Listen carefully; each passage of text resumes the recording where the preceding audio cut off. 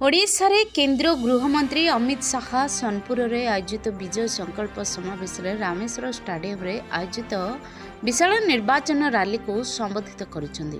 प्रथमे जय जगन्नाथ जय श्रीराम कही निजर भाषण आरंभ करी वर्तमान ओडिशार नवीन सरकार को ओपाड़ी फिकी देबा पई उपस्थित जनसमागम को आह्वान देथिले। से कहिसेंती जे नवीन सरकार 25 वर्ष शासन काल रे ओडिशा अनेक पक्ष को चली जाइछि, जेउठी डबल इंजिन सरकार होइछि, सेठी विकास होइछि। तेणु ओडिशा को एबे विकास और समृद्धि करिवार समय आसीछि। आपण माने हमको 5 वर्ष दियंतु, ओडिशा को 1 नंबर राज्य भाबरे देश रे गढ़ी तोलिबो।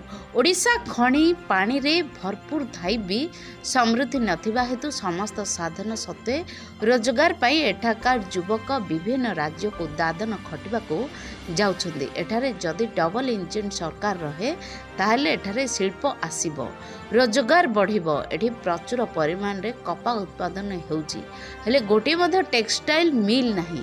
मोदी को लोकप्रियता बढ़िथिबा आशंका रे ओडिशा सरकार आयुष्मान योजना को लागू करूनाहांती। ओडिशा रे मत्स्यजीवी जीविका रे उन्नति पाई मत्स्य गवेषणा केंद्र प्रतिष्ठा, एग्रोवेस शिल्प सह काशी विश्वनाथ भली पुरी जगन्नाथ मंदिर को मध्य विश्वस्तरीय करिबु बोली कहिथिले। खनि संपद रे भरा ओडिशा रे गरीबंक संख्या मध्य अधिक। ओडिशा रे बीजेपी क्षमता को आसिले ए सबुर सठिक परिचालना करी गरीब तथा आदिवासी सामूहिक उन्नति पाई काम करिबु बोली प्रकाश करछन्ती।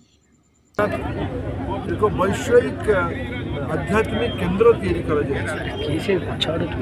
महाप्रभु श्री क्षेत्र को वैश्विक आध्यात्मिक केंद्र पर्यटन नवार दायित्व बीजेपी नब एक कथा को भी निवेदन कले। मोर पूरा विश्वास अच्छी ओडिया लोक मैंने अब की बार 400 पार ओडिशा सर्वाधिक एमपी जितेले, 21 को 21 एमपी जितेले।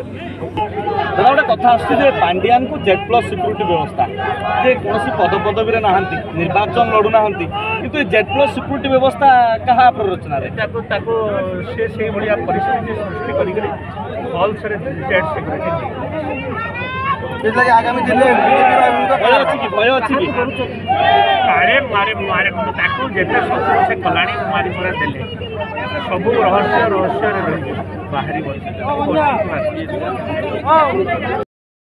प्रथम करी आप लोकसभा निर्वाचन लड़ुन एथर आपको केते सहज लगुच आपन अनुभूति काना रहबा? देखो निर्वाचन तो सहज ये लगुच चारिआडे नरेंद्र मोदी प्रति जनसमर्थन व्यापक मात्रा में अच्छे एवं लोक माने भी नरेंद्र मोदी को तृतीय थर लगी प्रधानमंत्री करवार लगी तय कर सारी से निर्वाचन तार सत्वे भी शत्रुटा शत्रु है। निर्वाचन रणनीति कौशल निश्चित रूप आम आरंभ कर निर्वाचन लोक जनमत। सोनपुर महादेव मल्लिक रिपोर्ट दिग्दर्शन।